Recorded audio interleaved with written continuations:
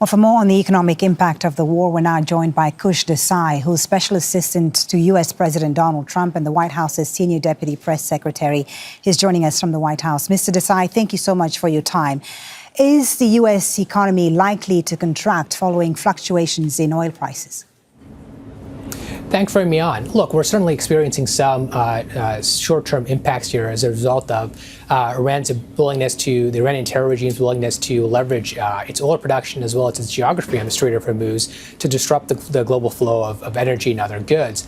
But look, the president has been very clear-eyed about this since day one. He's recognized since day one that this was a possibility, and the administration has accordingly been working on a plan laid out since day one to mitigate these short-term impacts. That's why you're seeing the Development Finance Corporation step up to provide political risk insurance to ensure that cargo ships can again start flowing through the Gulf again. Why you've seen the U.S. Navy offer to step up and, if needed, provide military escorts to ships in the region.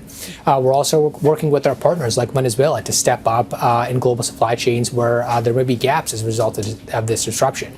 So the fundamentals of the American economy remain strong. We're taking these short-term actions. And look, fundamentally here, we're very confident that we're going to see military resolution here along the 4 to 6 week timeline that the President Trump has laid out. We've seen astonishing progress here by American and allied forces against the Iranian terror regime. We've seen drone strikes, for instance, decline by 90 to 95%. So we're very confident that we'll very quickly get past these short-term disruptions and get back to business bigger and better than ever before. You talked about the short-term actions there, but what longer-term remedies could President Trump propose to support the economy if the war drags on? Sure. Well, look, let's take stock of where the American economy is right now. Just 1 year in, we've seen inflation decline, we've seen real wages and productivity increase, and we've seen trillions of dollars in investments come into the United States in key sectors like semiconductors and steel and aluminum. And that's largely a result of the policies that this president has been focused on since day one, like cutting taxes on working-class Americans, on businesses, on cutting a rapid deregulatory effort, on an energy abundance agenda that's made America the largest oil and gas producer in the world. So we're going to continue doubling down on the policies that have worked over the past year, and you make use of these short-term policies to mitigate the short-term disruptions that we're seeing currently right now. But if oil and food prices increase and affect U.S. consumers, what actions would you take to mitigate the impact on the American people?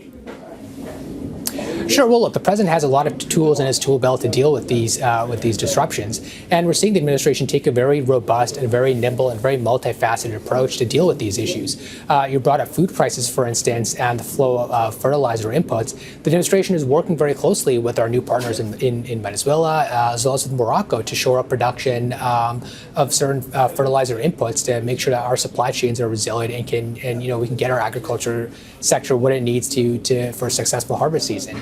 So we're working with all of our partners, with every part of our economy, with every government agency to shore up things both in the short, the medium, and the long term for America and the global economic stability. Mr. Desai, thank you very much for taking the time to speak to us about this. Kush Desai, Special Assistant to President Trump, joining us there from the White House. We appreciate your time. Thanks for having me on.